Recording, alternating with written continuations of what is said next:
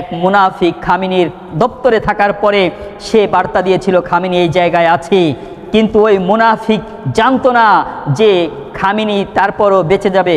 ওই জায়গায় আক্রমণ করার পরে খামেনিকে আশা করা হয় এবং বিশ্ব মিডিয়ায় যতটুকু এখনো পর্যন্ত জানা যায় যে খামেনি বেঁচে আছে।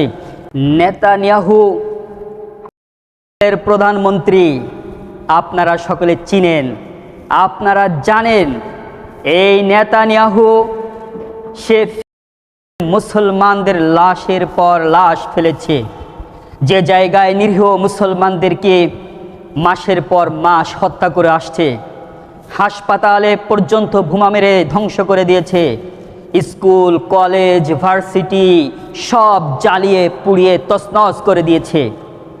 এই নেতানিয়াহু ভেবেছিল যে আমরা হলাম সারা পৃথিবীর সুপার পাওয়ার, আর এই সুপার পাওয়ারের সাথে আছে আমার বন্ধু ট্রাম্প নামক আমেরিকান শয়তানির আর এক পাওয়ার, তার সাথে আছে মোদি নামে ভারতের প্রধানমন্ত্রী আর এক পাওয়ার, অর্থাৎ সকল চক্রগুলি হচ্ছে একই রকম। এই চক্রগুলি সারা পৃথিবীর মানচিত্র থেকে মুসলমানদেরকে মুছে দিতে চেষ্টা করেছে, কিন্তু এই মুসলমানদেরকে মুছে দিতে পারেনি আর মুছে দিতে পারবে না। নেতানিয়াহু বিশ্বের বিভিন্ন দেশে আক্রমণ করেছে, আমেরিকা বিশ্বের বিভিন্ন দেশে আক্রমণ করেছে। এই ট্রাম্প ক্ষমতায় আসার সাথে সাথেই বিশ্বের অনেক দেশে আক্রমণ করেছে।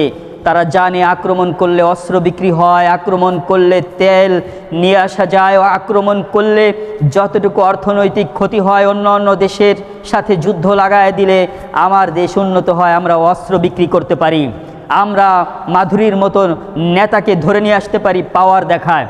সেই পাওয়ার দেখাতে যেই মুসলমান রাষ্ট্র ইরানের উপর আক্রমণ করেছিল, আক্রমণ করার পর ইরান 50 বছর আগের ব্যালিস্টিক ক্ষেপণাস্ত্র মেরে পাওয়ার দেখিয়ে দিয়েছে। ও আমেরিকা, ও ইসরায়েল, তোমরা দেখে রাখো, বুঝে নাও, 50 বছর আরও তার চেয়ে বেশি কম বছরের ব্যালিস্টিক ক্ষেপণাস্ত্র বানিয়ে রেখেছিলাম, পরীক্ষামূলক মেরে তোমাদেরকে তছনছ করে দিলাম। তোমাদের আকাশ প্রতিরক্ষা ব্যবস্থা তোমাদেরকে বাঁচাতে পারেনি, তোমাদের অন্য কোনো প্রতিরক্ষা তোমাদেরকে হেফাজত করতে পারেনি। এরপরে তারা সিদ্ধান্ত গ্রহণ করেছিল খামেনিকে হত্যা করবে। এক মুনাফিক খামেনির দপ্তরে থাকার পরে সে বার্তা দিয়েছিল খামেনি এই জায়গায় আছে, কিন্তু ওই মুনাফিক জানতো না যে খামেনি তারপরও বেঁচে যাবে। ওই জায়গায় আক্রমণ করার পরে খামেনিকে আশা করা হয় এবং বিশ্ব মিডিয়ায় যতটুকু এখনো পর্যন্ত জানা যায় যে খামেনি বেঁচে আছে, কিন্তু এই চমক দেখিয়ে দিয়েছে। ইসরায়েলের উপরে যখন নেতানিয়াহুর বাসভবনে আক্রমণ করেছে, হামলা করেছে, নেতানিয়াহুর ভাই সহ পরিবারের অনেকেই নিহত হয়েছে, এমন নিউজগুলি আমরা পেয়েছি। বাকি পরিচ্ছন্ন একটি নিউজ আমাদের কাছে এখনো পর্যন্ত মনে হচ্ছে এই নেতানিয়াহু নাপাক, হারামখোর, হারামি, আল্লাহর শত্রু, সে মনে হয় জাহান্নামে চলে গিয়েছে। সম্ভবত আল্লাহ তাআলা তাকে জাহান্নামে পৌঁছে দেওয়ার জন্য প্রস্তুত করেছিল যে ওই জায়গায় তোমরা হামলা করো, আর ওই হামলার পরে আমার জাহান্নামে আমি তাকে শিকলে জিঞ্জিরে বন্দী করে রাখব, সম্ভবত আশা করা হচ্ছে। তবে কিছু সংখ্যক মিডিয়া এটাও প্রকাশ করছে, যেটা এআই ভার্সন দিয়ে এখান থেকে বোঝাচ্ছে যে না, নেতানিয়াহু এখনও মরেনি। এই সফটওয়্যার দিয়ে তারা বোঝায় সে এখনও বেঁচে আছে। হতে পারে মুখোশ পরে অথবা এআই দিয়ে করছে, এটাও প্রমাণিত আছে অনেক। কিন্তু যতটুকু এখনও পর্যন্ত ধারণা করা হয়, এই নেতানিয়াহু নাপাক, চরিত্রহীন, আল্লাহর শত্রু, আল্লাহর দুশমন এই জমিন থেকে বিদায় নিয়েছে। তবে বুঝে নাও, শুনে নাও, আল্লাহর দুশমনেরা আল্লাহর শত্রুরা, আল্লাহর জমিনে কখনোই তোমরা মাথা উঁচু করে দাঁড়িয়ে থাকতে পারবে না। দাঁড়াতে পারো কিন্তু দাঁড়িয়ে থাকতে পারবে না, কেননা মুসলমানের সামনে আজ পর্যন্ত কোনো কুফফার, কাফের, বাতিল, মুশরিক দাঁড়িয়ে থাকতে পারেনি, আর পারবে না।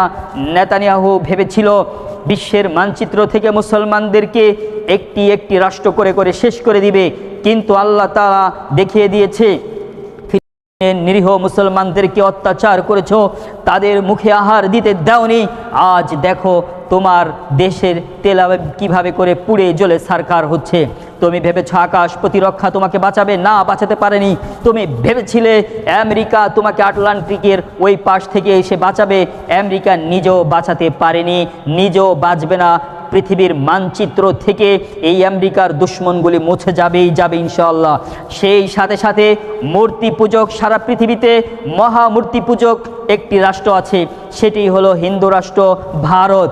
এই ভারত তারাও বিভিন্ন খেলা খেলছে, তারা মহাভারত গঠন করতে চায়, যেই জায়গার ভিতরে আনতে চায় বাংলাদেশকে, যেই জায়গার ভিতরে আনতে চায় পাকিস্তানকে, যেই জায়গার ভিতরে আনতে চায় মায়ানমারকে, যেই জায়গার ভিতরে আনতে চায় আরও আশপাশের সকল রাষ্ট্রকে। তবে বুঝে নিতে হবে, যদি বাংলাদেশের মানচিত্রের উপর আঘাত করা হয়, প্রতিটি মানুষ রক্ত দিয়ে, জীবন দিয়ে যুদ্ধে ঝাঁপিয়ে পড়বে, লিপ্ত হবে, তখন তোমার মতো হিন্দুত্ববাদ ধ্বংস হয়ে যাবে। ভারত কখনোই হিন্দু রাষ্ট্র কায়েম করে সকল মুসলমান দেশকে ধ্বংস করতে পারবে না। রক্তক্ষয়ী যুদ্ধ হতে পারে কিন্তু দখল করতে পারবে না। এই জন্য ভারতও ধ্বংস হয়ে যাবে, আমেরিকা ধ্বংস হয়ে যাবে, নেতানিয়াহু, ইসরায়েল ধ্বংস হয়ে যাবে। বিশ্বের মানচিত্রে ইসরায়েল নামে কোনো রাষ্ট্র থাকবে না, কেননা ইহুদি রাষ্ট্র বলা হয় যে 98 বছর বা 96 বছরের চাইতে আজ পর্যন্ত ইহুদি রাষ্ট্র টিকেনি। তো সেই শতাব্দী চলে আসছে, আর মাত্র একটি বছর বাকি আছে। এই এক বছরের ভেতরেই আশা করা যায় পৃথিবীর মানচিত্র থেকে ইহুদি রাষ্ট্র মুছে যাবে, ধ্বংস হয়ে যাবে, ইহুদি রাষ্ট্র থাকবে না।